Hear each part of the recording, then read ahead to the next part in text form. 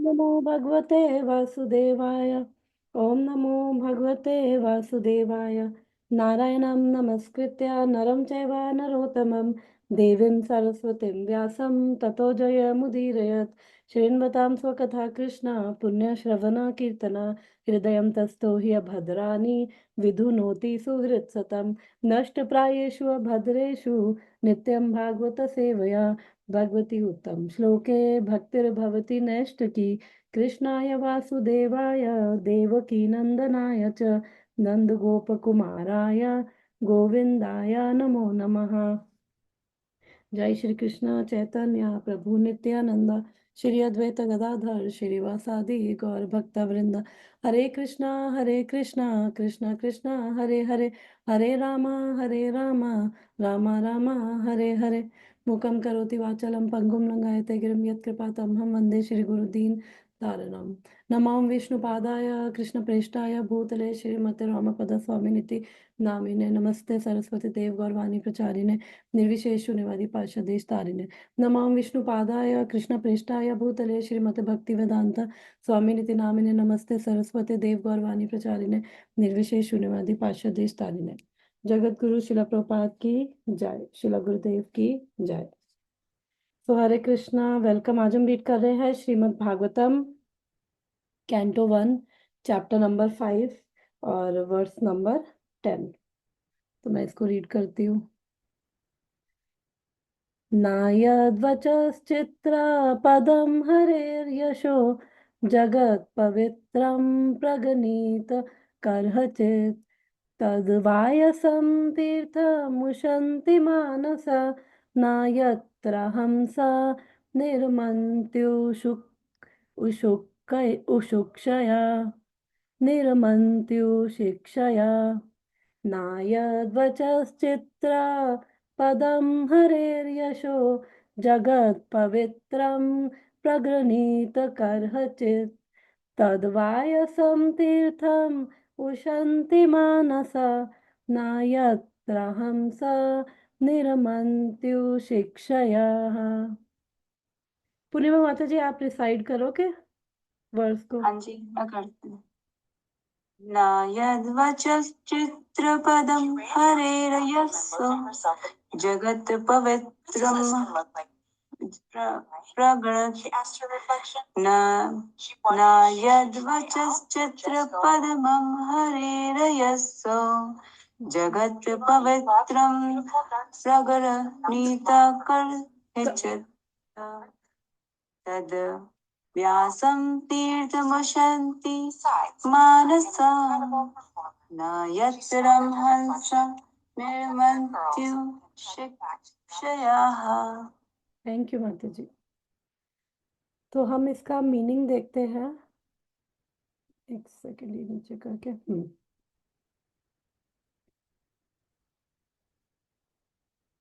न नहीं यत वच चित्र पदम वह वाणी चित्र पदम अलंकारिक हरे भगवान का यशा महिमा जगत ब्रह्मांड पवित्रम पवित्र प्रगृहीत वर्णी करहिचित मुश्किल से तत् उस वायसम कौवों का तीर्थम तीर्थ स्थान उशंति सोचते हैं मानसा साधु पुरुष न नहीं यत्र जहाँ हंसा परमहंस पुरुष निर्मंति आनंद लेते हैं उशिक्षया दिव्य धाम के वासी।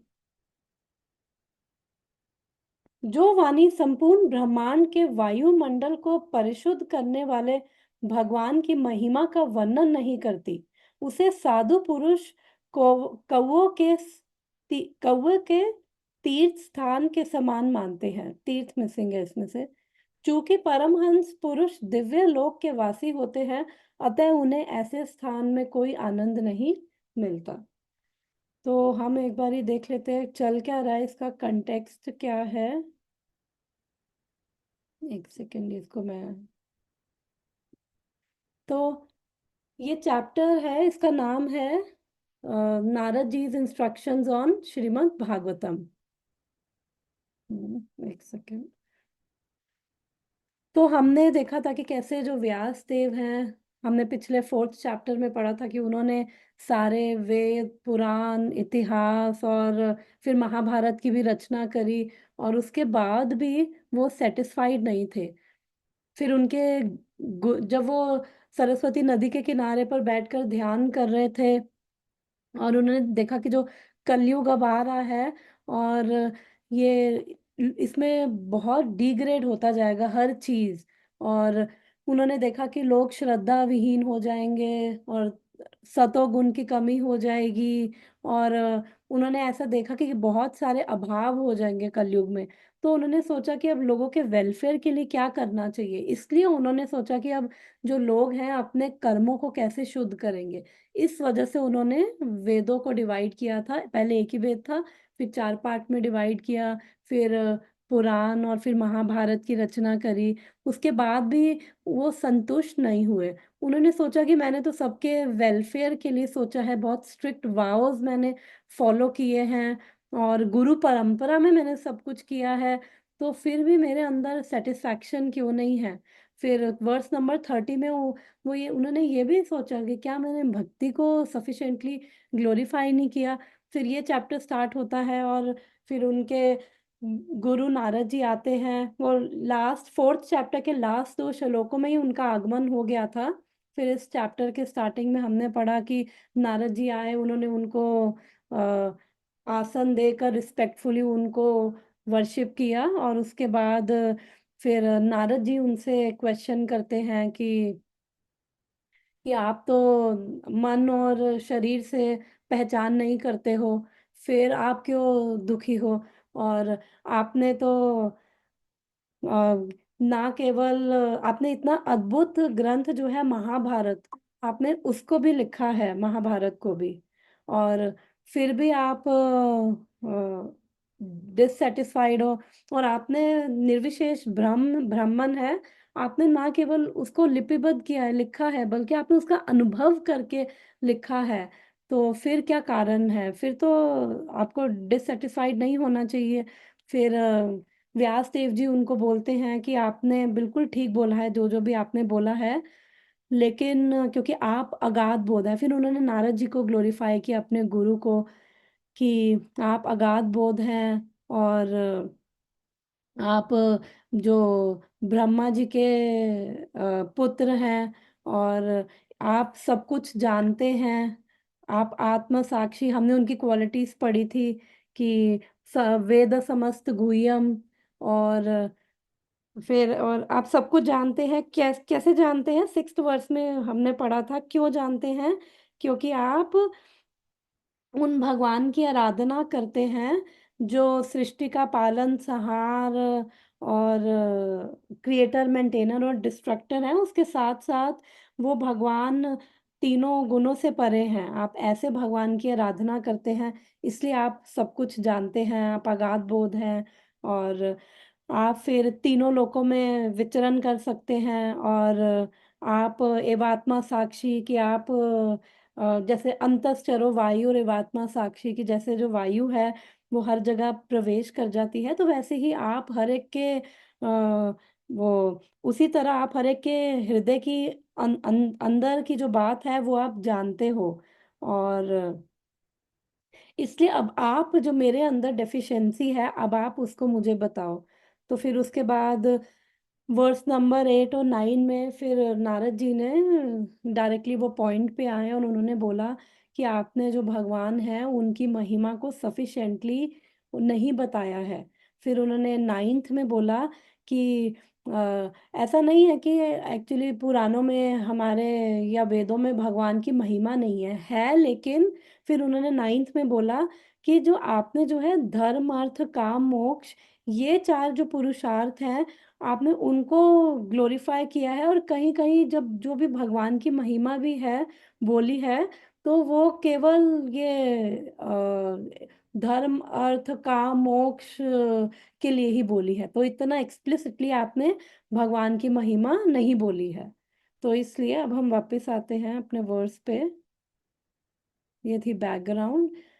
तो अब वो बोल रहे हैं यहाँ पे कि अब यहाँ पे अब नारद जी बोल रहे हैं कि जो वाणी संपूर्ण ब्रह्मांड के वायुमंडल को परिशुद्ध करने वाले भगवान की महिमा का वर्णन नहीं करती, उसे साधु पुरुष कौओं के तीर्थ के समान मानते हैं। क्योंकि परमहंस पुरुष दिव्य लोक के वासी होते हैं, अतः उन्हें ऐसे स्थान में कोई आनंद नहीं मिलता। एक बार इंग्लिश में भी इसका पढ़ती हूँ translation. Those words which do not describe the glories of Lord, who alone can sanctify the atmosphere of the whole universe, are considered by saintly persons to be unto a place of pilgrimage for the crows. Since all the perfect persons are inhabitants of transcendental abode, they do not derive any pleasure there. Okay. हम वापस अपने हिंदी वाले पे आते हैं।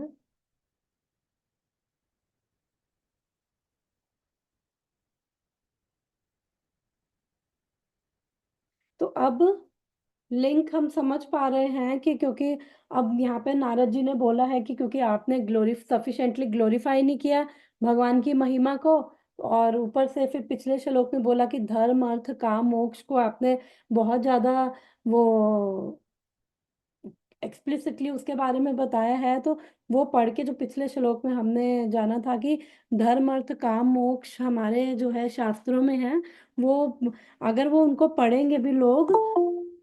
एक second.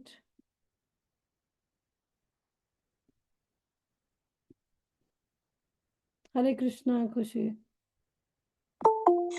हरे कृष्णा माता जी। हरे कृष्णा माता जी। तो जो धर्म अर्थ काम मोक्ष है आपने उनको ज्यादा एम्फसाइज किया है, और भगवान की जो ग्लोरीज है वो महिमा को इतना आपने नहीं बताया। तो इसलिए यहाँ पे अब ये श्लोक आ रहे हैं, इसलिए अब नारद जी बोल रहे हैं कि जो वाणी ब्रह्मांड के वायुमंडल को परिशुद्ध करने वाली है, यानी कि क्या भगवान की महिमा का जो जो भी हमारे साहित्य ग्रंथ जो भी भगवान की महिमा का वर्णन नहीं कर रहे हैं, तो यहाँ पे इस श्लोक में बोल रहे हैं कि वो साहित्य वो कैसा है। वो भगवान वो कौवे वो दोबारा एक बारी मैं इसका वो पढ़ती हूँ। जो वाणी संपूर्ण ब्रह्मांड के वायुमंडल को परिशुद्ध करने वाले भगवान की महिमा का वर्णन नहीं करती, उसे साधु पुरुष कौवे के तीर्थ के समान मानते हैं। चूंकि परमहंस पुरुष दिव्य लोक के वासी होते हैं, अतः उन्हें ऐसे स्थान में कोई आनंद नहीं मिलता है। तो भगवान के यहाँ पे उन्होंने महिमा बताई है, गुण बताया है कि जो जैसे जो भगवान है उनकी वाणी क्या है, वायुमंडल को क्या कर रही है, शुद्ध कर रही है। तो जहाँ पे भगवान की कथा नहीं होती है तो बोला है कि वो क्या है, वो कौओं के तीर्थ के समान है। यहाँ पे कौवे और हंस की बात करी गई है। तो यहाँ पे प्रभुपाद तात्पर्य में बात करेंगे। तो बेसिकली अगर हम कौवों की बात करें तो कौवे जनरली कैसी जगह में होते हैं, जो जहाँ पे गंध होता है, जनरली हम देखेंगे जहाँ पे गंदगी होगी, छोटी छोटी गलियां होंगी, कूड़ा होगा, गंदगी होगी, वहां पे कौवे होते हैं। और जो हंस होते हैं वो हमें हमेशा जो सुंदरता ग्रीनरी नेचर के पास जैसे कोई सुंदर सी झील होगी, तो हंस हमेशा हमें वहां पे दिखेंगे। तो अब तात्पर्य पढ़ते हैं शिला प्रभुपाद का, फिर वहां से हम आगे और डिस्कशन करते हैं। तात्पर्य। कौवे तथा हंस अपनी भिन्न भिन्न मानसिक प्रवृत्तियों के कारण एक से नहीं होते। सकाम कर्मियों या रजोगुनी व्यक्तियों की तुलना कौवे से की गई है, और परमहंस साधु पुरुषों की तुलना हंसों से की गई है। कौवों को कूड़ा करकट फेंका जाने वाला स्थान प्रिय लगता है, जिस प्रकार की कामी सकाम कर्मियों को सुरा सुंदरी तथा स्थूल इंद्रिय तृप्तियों के स्थान प्रिय लगते हैं। हंसों को वह स्थान प्रिय नहीं लगते जहां कौवे काव काव करने और मिल मिलाप करने के लिए एकत्रित होते हैं।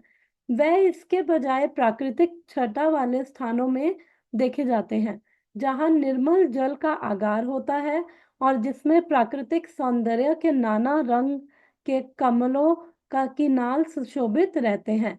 इन दो प्रकार के पक्षियों में यही अंतर है। प्रकृति ने विभिन्न योनियों के जीवों को भिन्न भिन्न मानसिकताएं दी हैं, अतएव उन्हें एक ही श्रेणी में लाना संभव नहीं है। तो अब यहाँ पे ना कंपेयर कर रहे हैं इस श्लोक में। तो इस श्लोक में और नेक्स्ट श्लोक में वो कंपेयर कर रहे हैं कि बेसिकली जो कौवे बोला है वो सकाम कर्मियों से उनकी तुलना की गई है, और जो हंस है उनकी तुलना जो भगवान के शुद्ध भक्त है उनसे की गई है। तो यहाँ पे इस जो भी हमने पैराग्राफ पढ़ा है, तो प्रभुपाद बोल रहे हैं कि जो कौवा और हंस है दोनों की भिन्न भिन्न मानसिक प्रवृत्तियां हैं।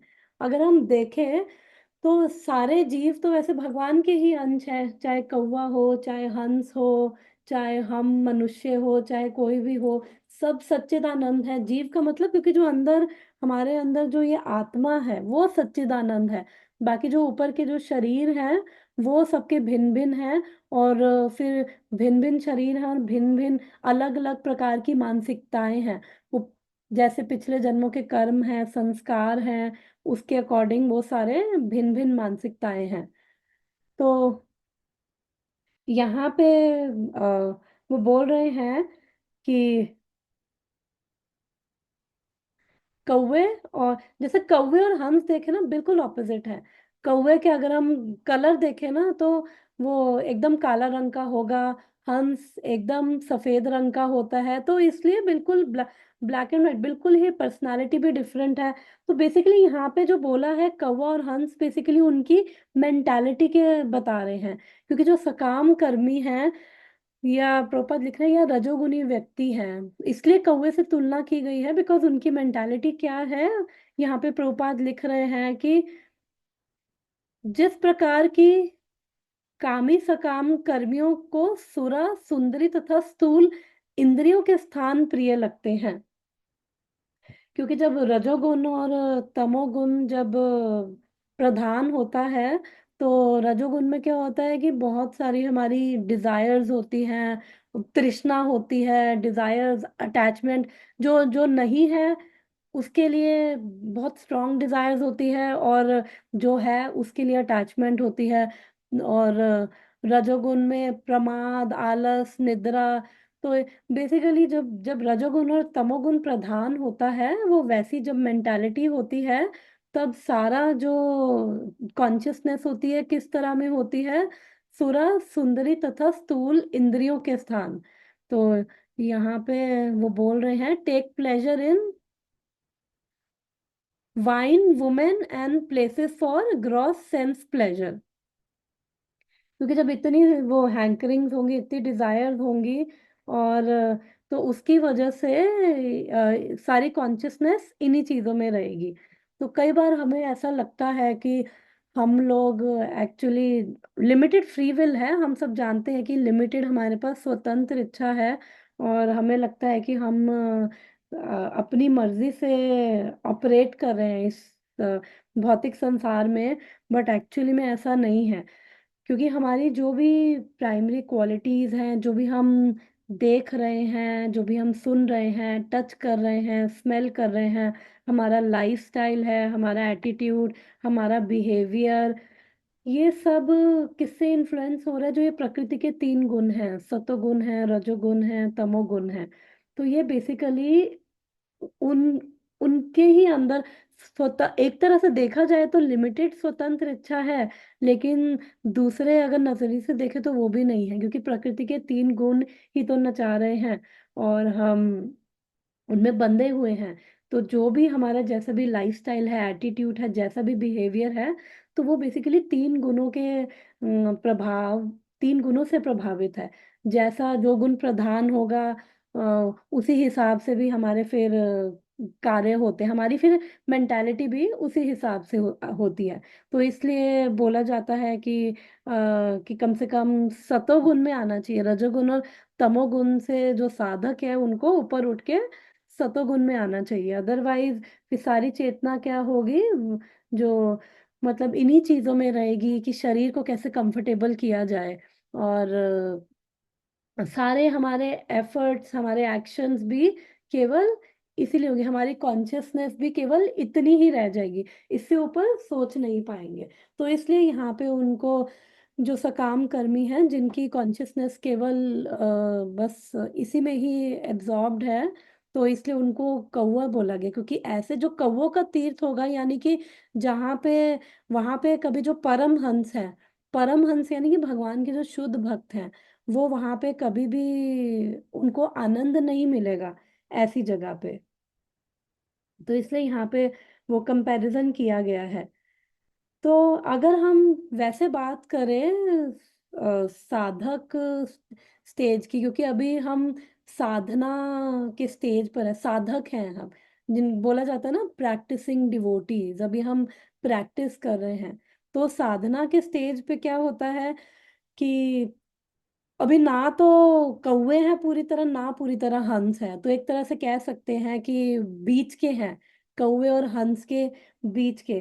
तो अगर मैं दूसरों की नहीं, अगर मैं अपनी भी बात करूं, तो जब ऐसी बीच की स्टेज होती है तो तब कठिन होता है, क्योंकि ना तो एकदम सकाम कर्मी है, ना एकदम शुद्ध भक्त है। तो बेसिकली जो हमारी जर्नी है वो क्या होनी चाहिए, कौवे से लेकर हंस की जर्नी। तो अगर देखा जाए तो कौवा है वो, जो मैंने सुना है कि कौवा उतना ऊपर नहीं उड़ पाता जितना ऊपर हंस उड़ पाता है। और तो इसका मतलब जो हंस उड़ उड़ पाता है उतना ऊपर, यानी कि 3 गुणों से भी ऊपर, क्योंकि ये 3 गुण तो केवल बंधन में ही बांध ही रखेंगे। और फिर रजोगुण और तमोगुण जब प्रधान हो जाते हैं, तो उनके जब बाण हमारे हृदय में लगते हैं, तो फिर भगवान का चिंतन, भगवान का नाम जाप, भगवान का नाम रूप गुण लीला बहुत कठिन होता है, क्योंकि ये सब फिर जब तक सतोगुण में नहीं आएंगे ना, तब तक हम भगवान की चर्चा और वो इच्छा अंदर से होना भगवान के बारे में सुनने की, भागवतम पढ़ने की, भगवत गीता पढ़ने की, खुद से सुनने की, श्रवण करने की, तो वो इच्छा तब तक बहुत कठिन हो जाती है, वो बैक सीट ले लेती है। तो इसलिए बोलते हैं कि एटलीस्ट उसमें आओ, सतोगुण में आओ। और सत भक्तों को तो जो है सतोगुण जस्ट एक स्टेपिंग स्टोन है, सतोगुण कोई उनका गोल नहीं है। और इसीलिए पहले भी हमने डिस्कस किया हुआ है कि जो ये नियम है वो केवल इसलिए है कि हम ये रजोगुण और तमोगुण की प्रवृत्ति से ऊपर उठे और सतोगुण में आए। और फिर सतोगुण में जब आएंगे तो फिर हम और एनलाइटन होते हैं, हम ओपन होते हैं रिसीव करने के लिए। तो तब हमारा जो है वो भक्ति के लिए फेवरेबल है सतोगुण। बट भक्त जो होते हैं वो उससे भी ऊपर होते हैं, शुद्ध सतोगुण। भक्ति उस प्लेटफॉर्म पे होती है, बट एटलीस्ट सतोगुण पे आके हम जो है, हम महिमा तो समझे, हम वैल्यू तो समझे, क्या है बेनिफिट समझे, हम इतने ओपन हो कि हम रिसीव कर सके। तो इसलिए यहाँ पे वो बोला गया है कि जो परम हंस है, यानी कि जो भगवान के ऐसे शुद्ध भक्त हैं, तो उनकी और ये बस मेंटालिटी में अंतर है। हो सकता है कार्य करने में बाहर से सेम दिखते हो, तो बेसिकली मेंटालिटी में उनकी बहुत बड़ा जमीन आसमान का ही अंतर है। इसी प्रकार से विभिन्न मानसिकता वाले व्यक्तियों के लिए भिन्न भिन्न प्रकार का साहित्य होता है। अधिकांशतः बाजारू साहित्य कौवे सरीखे व्यक्तियों को आकृष्ट करने वाला होता है, जिसमें कामुक विषयों का कूड़ा करकट भरा रहता है। ऐसे विषय सामान्य रूप से स्थूल शरीर तथा सूक्ष्म मन से संबद्ध होने से संसारी वार्ताएं कहे जाते हैं। यह संसारी उपमाएं तथा रूपकों वाले अलंकारी भाषा में लिखे होते हैं। ऐसा होने पर इनमें भगवान की महिमा का वर्णन नहीं रहता। ऐसे पद या गद चाहे वह जिस विषय पर भी हो, शव को अलंकृत करने जैसे हैं। आध्यात्मिक दृष्टि से उन्नत मनुष्य जो हंसों के समान है, ऐसे मृत साहित्यों में रुचि नहीं रखते, क्योंकि यह तो आध्यात्मिक दृष्टि से मृत पुरुषों के लिए ही आनंद का स्रोत होता है। ऐसे रजो तथा तमोगुनी साहित्य विभिन्न शीर्षकों से वितरित किए जाते हैं, किंतु इससे मानव की आध्यात्मिक जिज्ञासा की पूर्ति नहीं हो पाती। अतएव हंस सदृश आध्यात्मिक पुरुषों को ऐसे साहित्य से कोई सरोकार नहीं होता। ऐसे उन्नत पुरुषों को मानस भी कहा जाता है, क्योंकि वह आध्यात्मिक धरातल पर भगवान की दिव्य स्वैच्छिक सेवा का आदर्श मानदंड को बनाए रखते हैं। यह चेतना स्थूल शारीरिक इंद्रियां तुष्टि के कार्यों या अहंकारी भौतिक मन के सूक्ष्म चिंतन के लिए सकाम कर्म करने से रोक देती है। चलो ये भी पढ़ लेते हैं, फिर फिनिश हो जाएगा, फिर डिस्कशन करते हैं। सामाजिक साहित्य जन विज्ञानी संसारी कवि मीमांसक तथा राजनीतिज्ञ जो इंद्रिय सुख की भौतिक प्रगति में पूर्ण रूप से लीन रहते हैं, सभी माया के हाथ की कठपुतलियां हैं। उन्हें उन्हीं स्थानों में आनंद मिलता है जहां तिरस्कृत विषय फेंके जाते हैं। श्रीधर स्वामी के अनुसार यह वैश्यागामियों का आनंद है, लेकिन जो साहित्य भगवान की महिमा का वर्णन करता है, उसका आनंद वह परमहंस उठाते हैं जिन्होंने मानव कार्यों के सार तत्व को प्राप्त कर लिया है। तो एक तरह से अब वो यहाँ पे व्यास देव जो है, उन्होंने सब रचना करी है। तो एक तरह से अब वो ये बोल रहे हैं कि जहाँ पे भगवान की महिमाएं नहीं हैं जिस साहित्य में, तो वो कह रहे हैं कि वो क्या है, कौवों का तीर्थ है। तो एक तरह से इतना उन्होंने इतना कुछ क्रिएट किया, और फिर उसके बाद अगर अगर अपने आप को उस जगह पे रखे, कुछ क्रिएट कर रहे हैं, मान लो कि ऑफिस में ही कोई प्रेजेंटेशन दी और बॉस ने आके बोल दिया ये तो यूजलेस है, वेस्ट है, तो वो कैसा लगेगा। तो वो उसके बाद भी जब वो बोल रहे हैं, तो इससे पहले भी हमने देखा कि जो व्यासदेव हैं, व्यासदेव भी कोई ऑर्डिनरी पर्सनालिटी नहीं है। तो ये उनकी वो लीला है कि वो ये भक्ति की महिमा को बेसिकली बताना चाह रहे हैं। तो इस प्रकार से वो नारद जी और व्यासदेव जी इस प्रकार से उनकी वो लीला कर रहे हैं। पहले भी हमने ये डिस्कस किया था। तो यहाँ पे इस पैराग्राफ में शिला प्रभुपाद क्या बोल रहे हैं कि जो अ, जैसे हमारी जो विभिन्न मानसिकताएं हैं, विभिन्न मानसिकताओं के जो व्यक्ति हैं, उनको उनकी रुचि कैसे होगी, विभिन्न प्रकार के साहित्य में होगी। क्योंकि जो भी साहित्य है, वो चाहे हमारे ये मैगजीन्स हो, न्यूज़पेपर्स हो, फिक्शन, नॉवेल्स, ये सब चीजें, तो एक तरह से वो प्रभुपाद कह रहे हैं कि जिनके अंदर भगवान की महिमा का वर्णन नहीं है, और लोग जो हैं उनको पढ़ रहे हैं, और तो वो कह रहे हैं कि वो कॉन्शियसनेस में क्या कर रहे हैं, वेस्ट ही हम कॉन्शियसनेस में भर रहे हैं। क्योंकि क्या होता है, जो भी हम पढ़ रहे हैं, सुन रहे हैं, उनके संस्कार हमारे वो अंतःकरण में, एक तरह से हमारे मन पे उनके संस्कार रहते हैं। तो इसलिए फिर जैसे हमारे संस्कार होंगे, फिर हमारा वैसा ही आगे आचरण भी वैसा ही होता है। तो इसलिए वो कह रहे हैं कि फिर ये सब पढ़ने से क्या होगा कि वो चेतना ये इन्हीं चीजों में, इन्हीं विषयों में रहेगी, और संसारी वार्ताओं में ही वो सारा मन रहेगा। और इसलिए वो यहाँ पे एग्जाम्पल दे रहे हैं कि जो जो ऐसे साहित्य है जिसमें भगवान की महिमा का वर्णन नहीं है, तो वो कह रहे हैं डेड बॉडी के समान है। जैसे एक कोई सुंदर मान लो कि मिस वर्ल्ड, मिस यूनिवर्स कोई हो, लेकिन वो मृत हो, और उसके शरीर को सजा रहे हैं, तो उसका क्या फायदा है। तो वो कह रहे हैं कि जो ऐसे साहित्य है, भले ही कितने ही अलंकारों से ऐसे पद या गद, यानी कि ऐसे जो फिलॉसफी या ऐसी पोइट्री जो हो, जिसके अंदर भगवान की महिमा नहीं है, तो वो क्या है, वो बिल्कुल ऐसे जैसे डेड बॉडी को सजाया जा रहा है, वो उसके समान है।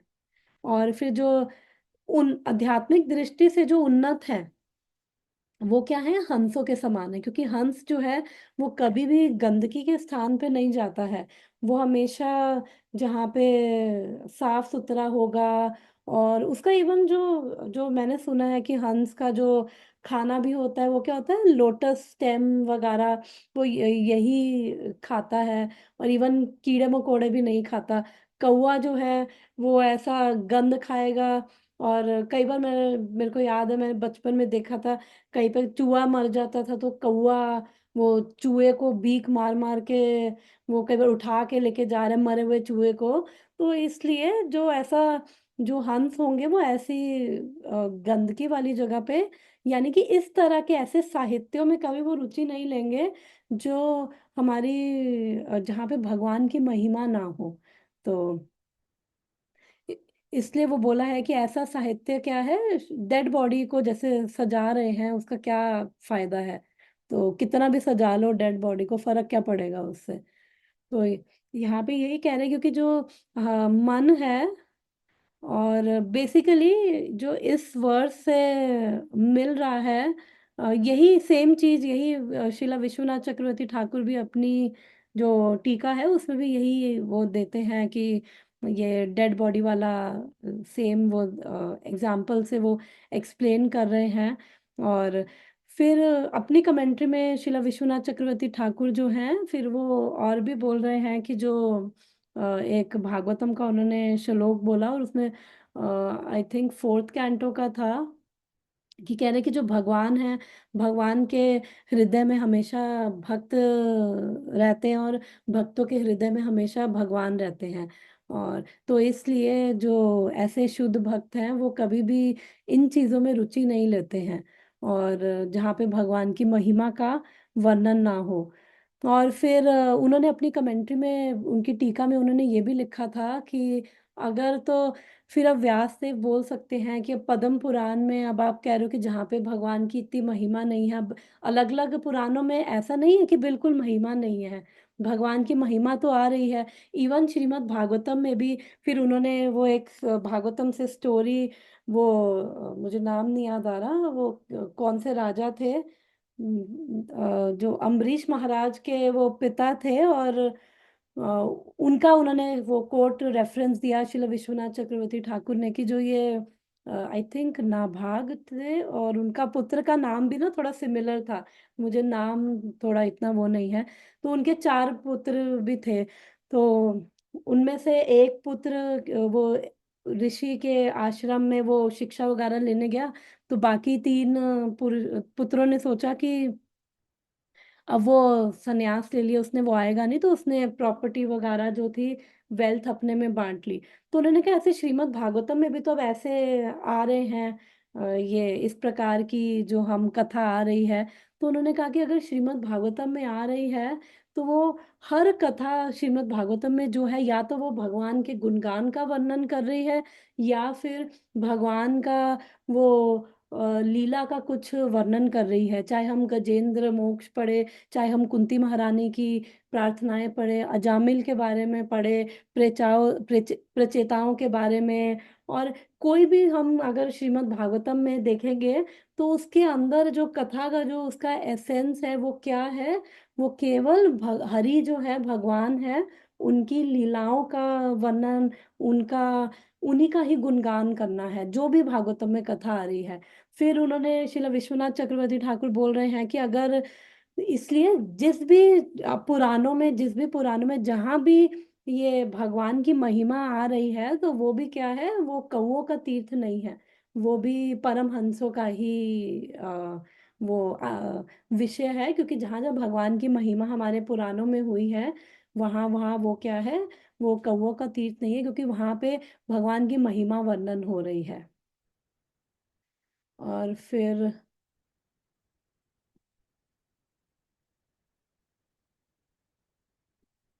तो फिर शिला प्रभुपाद यहाँ पे बोल रहे हैं कि जैसे कई बार सोचते हैं ना कि भौतिक कि जीवन में कई कई बहुत आगे बढ़ जाते हैं, पीएचडी और ये सब चीजें। तो यहाँ पे इस पैराग्राफ में प्रभुपाद बोल रहे हैं कि कोई साइंटिस्ट हो, कोई बहुत बड़ा पोएट हो, फिलोसफर हो, पॉलिटिशियन हो, तो वो कह रहे हैं कि भले ही पीएचडी या किसी भी उस पे हो, वो कह रहे हैं कि सारी जो ये माया है उसकी हाथ की कठपुतली है ये सारे। और वो क्या है, श्रीधर स्वामी के according to Shridhar Swami, this is the pleasure of prostitute hunters. क्योंकि क्या है कि वो देखा जाए तो एक तरह से आनंद ही तो ढूंढ रहे हैं ना। तो एक एक जगह मुंह मार रहे हैं, चलो यहाँ पे आनंद मिलेगा, फिर दूसरी जगह यहाँ पे आनंद मिलेगा, फिर तीसरी जगह नहीं, इससे नहीं, इससे आनंद मिलेगा।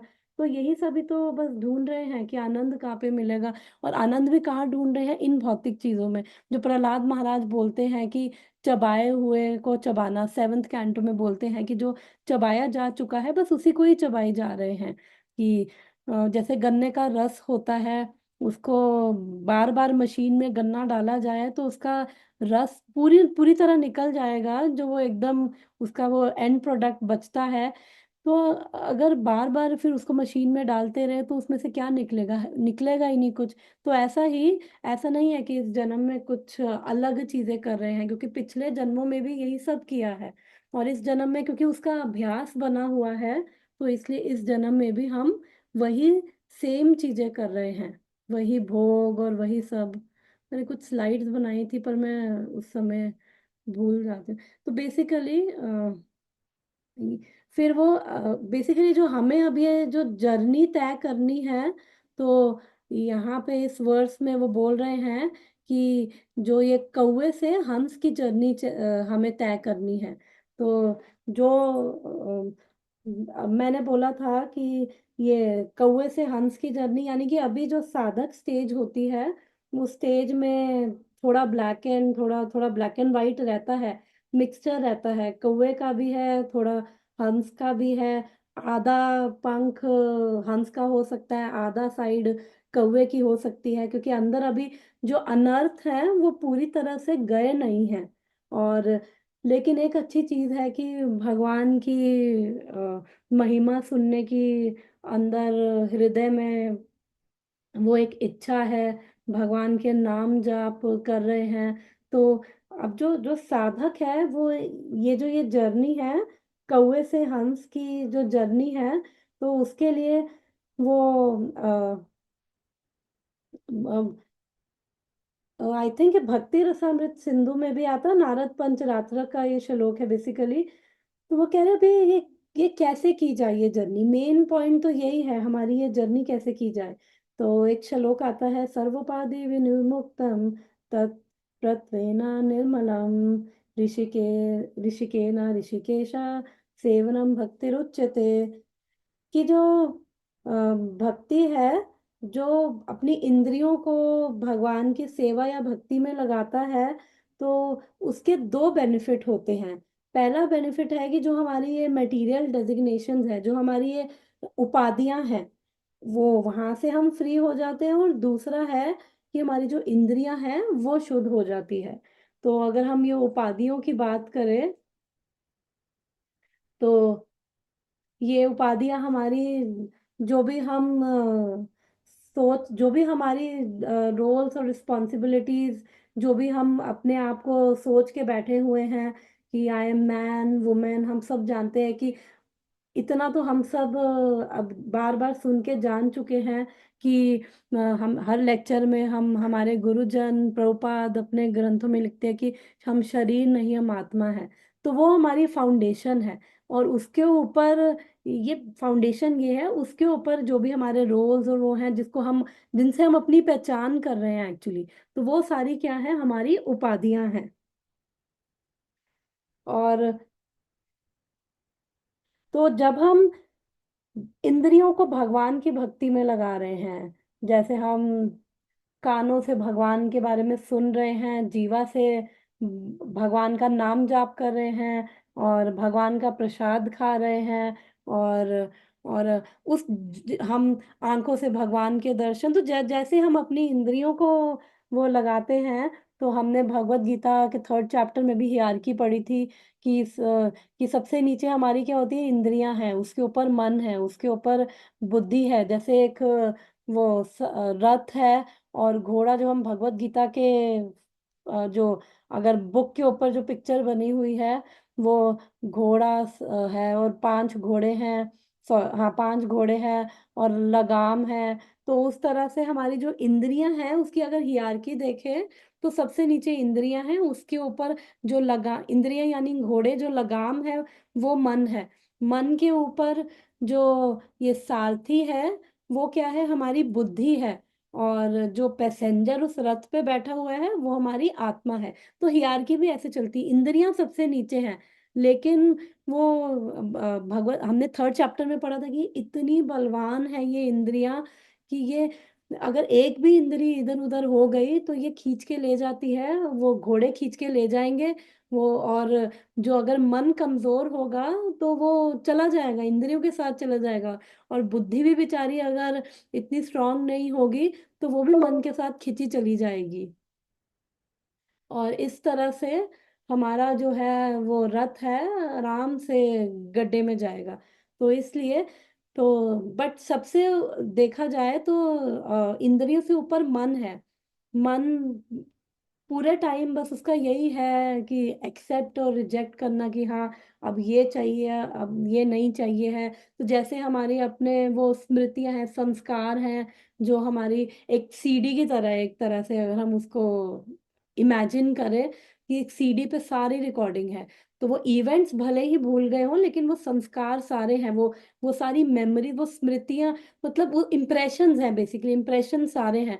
तभी तो आइसक्रीम को एक बार ही देखा और फिर वो सारा वो पूरा वो सीडी की रिकॉर्डिंग में से वो पूरा फटाफट कुछ फ्रैक्शन ऑफ सेकंड में वो अंदर आ जाता है टेस्ट, सिर्फ आइसक्रीम को देखकर कि हाँ इसका वनीला का ये टेस्ट है, स्ट्रॉबेरी का ये टेस्ट है, गुलाब जामुन खाया रोज का टेस्ट हमारे उसमें आ जाएगा, क्योंकि वो सारा इम्प्रेशन है मन के अंदर। तो इसलिए इंद्रियां इधर उधर इंद्रियां भागती है, फिर मन बेचारा कि वो पीछे खींचा चला जाता है वो संस्कारों के बेस पर कि हाँ। और बुद्धि भी कमजोर हो, इसलिए हम ये पढ़ते हैं कि हमारी बुद्धि जो है, शास्त्र जब हमें चक्षु देते हैं तो बुद्धि हमारी क्या होती है, डिसीजन कि करना है नहीं करना। अगर बुद्धि ने एक बार ही बोल दिया नहीं करना तो मन है कहीं, मन जा ही नहीं सकता वहां पे।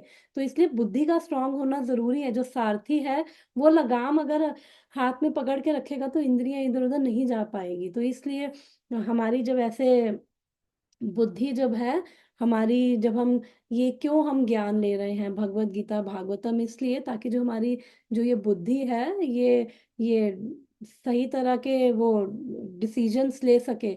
ये इसको जब ऐसे जब लाइफ में सिचुएशंस आती है तो यही शास्त्र हमारे आगे आके हमारे जो उन सिचुएशंस में ये प्रकाशित होते हैं और हमारे को ये पूरी क्लियर विजन देते हैं, तभी हम ये पढ़ते हैं। और उनसे क्या है, हमारी जो बुद्धि है वो स्ट्रांग हो रही है, फिर वो मन को रोकेगी और मन इंद्रियों को, मन ने अगर रोक लिया इंद्रियों को, इंद्रियां नहीं जा पाएगी। तो यही है कि इसलिए अभी अभी उल्टा चलता है। तो क्योंकि अभी ये उपाधियां हैं, उपाधियों में हम ग्रस्त हैं, ये भी हमारी अविद्या के कारण, फॉल्स ईगो के कारण। तो ये एक श्लोक आता है श्रीमद् भागवतम में कि जो ये कि जो मान या फिर फॉल्स प्रेस्टीज, मान यानी कि जो हमारा अहंकार, फॉल्स ईगो के कारण हमारी ये फॉल्स प्रेस्टीज जो होती है, वो यहाँ पे आता है कि मान और false prestige certainly an anxiety ridden burden for the conditioned soul. A falsely proud person is not truly peaceful or satisfied because his understanding of himself is false and inflated. कि जो ऐसे फॉल्स प्रेस्टीज में है, जो अपने मान में है, अहंकार में है, वो ये अहंकार क्या है, ये बर्डन है। और जो जो है ये फॉल्सली प्राउड पर्सन हो गया, यानी कि जो हम अलग अलग उपाधियों में है कि मैं ये हूँ मैं वो हूँ, वो कभी भी सेटिस्फाई नहीं होगा, क्योंकि उसको अपने बारे में क्या है, एक फॉल्स अंडरस्टैंडिंग है, पता नहीं है कि मेरी फाउंडेशन क्या है, मेरी बेस आइडेंटिटी क्या है। फिर भगवान भी भगवत गीता में बोलते हैं ये श्लोक की, मत चित्त सर्व दुर्गानि मत प्रसाद तरिष्यसि अथा चेत्त्वम अहंकारान न श्रोष्यसि विनक्ष्यसि। कि भगवान बोल रहे हैं कि मैं इसका ट्रांसलेशन पढ़ती हूँ। If you become conscious of me you will pass over all the obstacles of the condition life by my grace. If, however, you do not work in such consciousness but act through false ego, not hearing me, you will be lost. तो यहाँ पे भगवान बोल रहे हैं अगर अपने हम ये फॉल्स ईगो से एक्ट करेंगे तो भगवान कह रहे हैं यू विल बी लॉस्ट। और अगर और भगवान भगवान कह रहे हैं if you become conscious of मी, मेरी कृपा से सारे क्या है जो भी ये इस मटेरियल लाइफ के ऑब्स्टेकल्स है, भगवान कह रहे हैं मेरी कृपा से तुम उनको पार पालोगे। तो ये सारी उपाधियां और ये सब हम भगवान की कृपा से पार पालेंगे। भगवान कह रहे हैं if you become conscious of मी। तो कॉन्शियस ऑफ मी के लिए छोटा सा स्टेप क्या है कि हम भगवान को हमेशा अपने ध्यान में रखे, भगवान को हर चीज में सेंटर में रखे, क्योंकि जहाँ पे भगवान सेंटर में नहीं है वो क्या है, वो माया है। और भगवान के द्वारा हर चीज दी गई है, और हर चीज भगवान को ही समर्पित करते हुए हमें हर चीज करनी है। तो जब हम ये प्रैक्टिस करेंगे, और एक प्रेमानंद महाराज बहुत अच्छा तरीका बता रहे थे कि कैसे प्रैक्टिस किया, कैसे हम, क्योंकि हम हमें क्या है, एक सेकंड, टाइम कितना हुआ है, कोई मेरे को बताएगा कितना लेफ्ट है? माता दी 10 मिनट दिखा रहा है। अच्छा ठीक है। तो वो बड़ा सुंदर बोल रहे थे कि वैसे तो हमें हमें नित्य भगवान का नाम लेना है, तो नित्य तो हम लेते ही हैं, चलो माला कर ली, 16 माला कर ली, उसके बाद क्या, निरंतर, ये केवल नित्य नहीं होना चाहिए, निरंतर होना चाहिए। तो निरंतर होने के लिए उन्होंने एक अच्छा तरीका दिया है कि वो कह रहे हैं हर 5 मिनट के बाद भगवान का नाम लो। ऑब्वियसली ये इजी नहीं है कि हम इसका मतलब हर 5 मिनट के बाद भगवान का नाम लेने के लिए ये हमें हर 2-3 सेकंड में हमें ध्यान रखना पड़ेगा, अरे कि अब बोलना है भगवान का नाम। वो बोल रहे थे राधा राधा हर 5 मिनट बाद, तो हम भगवान का नाम, हरे कृष्ण, हम हर, जब हमारे ऐसा, एटलीस्ट हम कोशिश तो करें, हो सकता है कि 1 घंटे बाद हमें याद आए। हाँ ना ये ब्रह्म कुमारी में भी ना एक बार बोले थे, जब मेरी दीदी उसमें है ना, तो हाँ मेरी दीदी ना हाँ। मेरी मम्मी के फोन में ना वो सेट करके रखती थी एवरी 5 मिनट्स। इंडिया में तो ऐसा होता है एवरी 5 मिनट्स ना वो गाना बज जाता है अपने आप।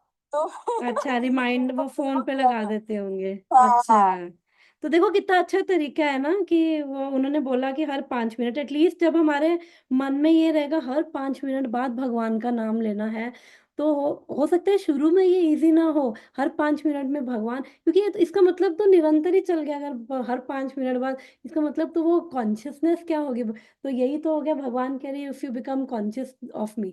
अगर हम हर 5-5 मिनट में ले पा रहे हैं, पर एटलीस्ट हम उसको कोशिश तो करें, वो हम अभ्यास में लाने की कोशिश करें। हो सकता है कि 1 घंटे बाद याद आए, या फिर 15 मिनट बाद फिर याद आ जाए, फिर हो सकता है फिर याद आए, अरे अब तो आधा घंटा हो गया, अभी नहीं लिया। तो एटलीस्ट ऐसे अभ्यास करते रहेंगे तो एक ऐसे टाइम पे पहुंच जाएंगे कि हर 5 मिनट बाद, और हर क्षण ही, फिर हर 5 मिनट नहीं, फिर हर क्षण ही भगवान का नाम, इस तरह से हमें अभ्यास करना है, क्योंकि अभी साधना के स्टेज में है।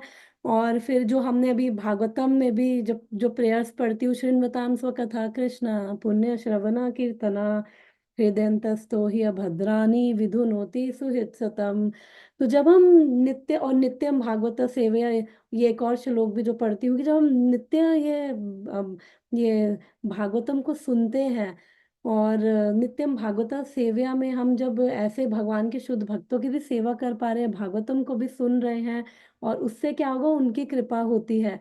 और फिर जब हम भागवतम को सुनते हैं तो भगवान हमारे हृदय में जो अभद्र होते हैं, अभद्र यानी कि जो भी हमारे अनर्थ हैं, जो भी हमें अभी ऑब्स्टेकल्स, चाहे वो हमारे पाप कर्मों की वजह से, चाहे वो हमारे पुण्य कर्मों की वजह से, जो भी हमारे ऑब्स्टेकल्स हमारी अभी डिवोशनल लाइफ में आ रहे हैं, हमारे ऑब्स्टेकल्स किस तरह से आएंगे, हमारे ये बिलीफ सिस्टम्स, हमारी मेंटालिटी के रूप में ये सामने आ जाते हैं।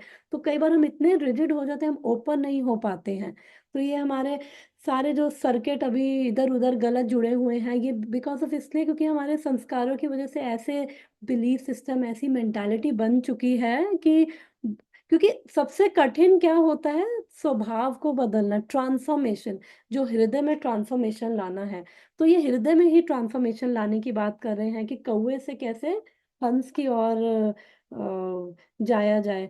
और फिर एक और भी श्लोक आता है, आई थिंक, जब जड़ भरत और महाराज रघुन की वो कथा आती है, तब उन्होंने बताया कि महत सेवा और महत पदा रजोकम की, यानी कि एक तो जो शुद्ध भक्त है उनकी सेवा, और साथ में उनकी इंस्ट्रक्शंस, उनके पास है, यानी कि अब ऑब्वियसली उनके चरणों की सेवा मिल जाए तो ठीक है, बट हर समय वो नहीं मिलती, तो उनके फुटस्टेप्स को, उनके जो इंस्ट्रक्शंस है उनको फॉलो करेंगे, तो उससे क्या होगा, उनकी कृपा से हम पे भगवान की कृपा होगी। तो कैसे पता चलेगा कि हम प्रोग्रेस कर रहे हैं, क्योंकि सबसे अच्छा तरीका जब हम अकेले होते हैं ना, अगर अकेले बैठकर हमें, अगर हमारे मन में उस समय आ रहा है कि भगवान का नाम जाप करना है, भागवतम पढ़नी है, भगवत गीता पढ़नी है, अगर अकेले प्राइवेट में ये सब चीजें आ रही है, इसका मतलब आध्यात्मिक हमारी प्रोग्रेस हो रही है, क्योंकि अदरवाइज क्या हाँ, है। एक पूछूं? हाँ, यस माता जी। वो कॉल कट जाएगी, बट ये मेरे को फिर भूल जाऊंगी, इसके लिए ओके, पूछना टाइम नहीं मेरा। कितना है, मैं इसको पीपीटी को वो करती हूँ। पता टाइम नहीं कितना माता है? जी, दिख रहा नहीं है ऊपर। Okay okay okay. तो फिर क्वेश्चन पूछती हूँ। हाँ, तो यस यस। जैसे अभी हम आपके साथ भागवतम पढ़ रहे हैं, हाँ ठीक है? हाँ। हाँ। तो उसमें तो एक बार भी ध्यान में नहीं आया कि भगवान का नाम लेना है। आप समझ रहे हो मतलब? यस तो यस। वो वैसे वो टाइम भी करना है क्या? मेरे को नहीं समझ आई बात ये। कि 5 मिनट वाले जो आपने बोला, जो मैंने अभी बोला 5 मिनट कि से। ठीक है, एवरी देखो 5 मिनट्स एग्जैक्ट आपको हमारे भगवान का अभी नाम। केवल 5 मिनट बचे हैं। हाँ, यस माता जी, सॉरी। हाँ तो क्वेश्चन ये है कि बेसिकली एवरी 5 मिनट्स हमको भगवान का नाम लेना है, हाँ। ठीक यस है? यस। तो लेकिन अगर बेसिकली अभी हम आपके साथ भागवतम पढ़ रहे हैं, हाँ ठीक है? हाँ। तो उसमें तो नहीं एक बार भी ध्यान में आया कि भगवान का नाम लेना है, आप समझ रहे हो? यस तो यस यस। तो इज दैट लाइक, अभी तो हम सुनी भगवान के बारे में रहे हैं, प्रैक्टिस राइट? माता जी, तभी तभी मैंने बोला ना कि इजी नहीं है। अगर यही हर 5 मिनट में अगर भगवान का नाम हो गया तो फिर तो बस वारे न्यारे हो गए। तो यही तो प्रैक्टिस करना है। तभी मैंने बोला हो सकता है 1 घंटे बाद, हो सकता है भगवान के बारे में सुन के ही भगवान का ना ध्यान आए, या हो सकता है 1 घंटा हो जाए, हो सकता है 2 घंटे हो जाए। तो फिर वो यही कहते कि अगर 1 घंटा हो गया तो जो भी हमने कर्म किया है वो अर्पित कर दो, और फिर ठीक है। फिर हम जितना अवेयर रहेंगे ना, जितना हमारा अभ्यास, अभी हमारा अभ्यास क्या है, हमारा अभ्यास केवल इसी संसार के भोगों का अभ्यास है। तो वो नेचुरली होता है, और भगवान का नाम नेचुरली नहीं आता है, तो ये अभ्यास करना है। तो तभी तो ऐसा होते होते हो सकता है एक समय आ जाएगा, कुछ हो सकता है दिनों में, महीनों में, सालों में, या हो सकता है अगले ही दिन हो जाए, अगले ही क्षण ऐसा आ जाए कि बस हर 5 मिनट में नाम चलने लगे। तो वो अभ्यास करते करते, और जब हम अवेयर हो जाए, जब हमें समझ आ रहे 1 घंटा हो गया भगवान का नाम नहीं लिया, अभी भगवान के बारे में सुना तो भी वो नहीं लिया, तभी हम भगवान का नाम ले ले। तो जब हम अवेयर हो जाए, यही अभ्यास, क्योंकि जो अभ्यास करते रहेंगे ना वो संस्कार बन जाएंगे, और वही हमारे को हेल्प करेंगे। ठीक है माता जी? थैंक यू माता जी। यस यस माता जी, हरे कृष्णा। माता जी, जब हम क्लास में बैठे हैं तब तो हम कंटिन्यूअसली भगवान के बारे में ही सोच रहे हैं, मतलब मेरे यस कहने का यस। अर्थ है हाँ कि हाँ। हम प्लीज राइट राइट नाउ हम इसलिए बैठे हैं सबके सब कि हम कृष्ण भगवान के बारे में सुने, बट कई भागवत बार जी हो जाता है कि माता जी, कई बार इधर उधर ध्यान चला जाता है, भले ही कई बार होता है ऐसा कि बैठे हैं लेकिन कई बार माइंड इधर उधर चला गया, और कई बार माइंड डिस्टर्ब होता है, क्योंकि रजोगुण और तमोगुण भी कई बार परेशान करते हैं, और वो भक्तों को भी करते हैं, जो साधक हैं साधकों को भी करते हैं, तो इसलिए कई बार अभी होता मैं है कोई तो। काम में, सपोज मैं किसी काम में हूँ और हाँ मैं यस। बीच बीच में कथा सुन रही हूँ, उस समय कह रहा हूँ। हाँ, उस समय भी हो सकता है। कई बार ये भी होता है कि मंदिर में जाके बैठे हो लेकिन कोई चीज इतना डिस्टर्ब कर रही हो, तो मन तो ऐसा है वो परेशान करके रख देगा। तभी कहते हैं कि मन को अकेला नहीं छोड़ो, क्योंकि अकेला छोड़ने का मतलब इसकी एसोसिएशन लेना, और इसकी एसोसिएशन सबसे खतरनाक है।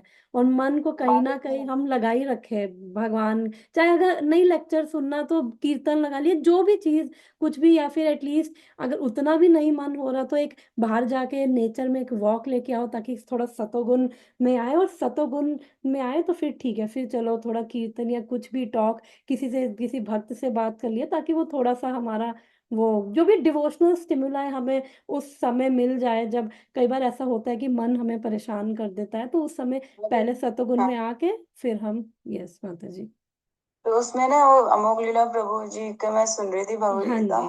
तो वो कह रहे थे कि ना, कि हमारे जो कनेक्शन होता है डिजायर से लेकर, मटेरियल नेचर से लेकर, प्लस भगवान की सत्ता है। तो हम्म। पहले तो मैं सोच रही थी कि क्यों हम सुनते हैं, why we keep on listening about Krishna, why we keep, मतलब क्यों बार बार नाम क्यों? हम्म तो एक बार उन्होंने कहा कि ये याद रखने की उसकी सत्ता क्या है और हम कौन है, हम्म। मतलब always keep on remembering this thing कि वो कौन है, हम कौन है। We have hmm to keep remembering it. तो ये एक आंसर मुझे ये मिला।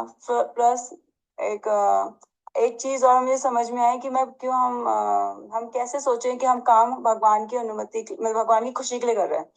तो उन्होंने कहा सबसे पहले जो डिजायर होती है ना, वो हम्म। आपका गोल सेट कर रहे हो आप, for example you want to become a doctor and आपकी जो मटेरियल नेचर है इंजीनियर बनने की है, तो हम अगले प्रभु कह रहे थे I wanted to be a doctor, but मेरा जो नेचर था इंजीनियर बनने का था, कॉल कटने वाली है।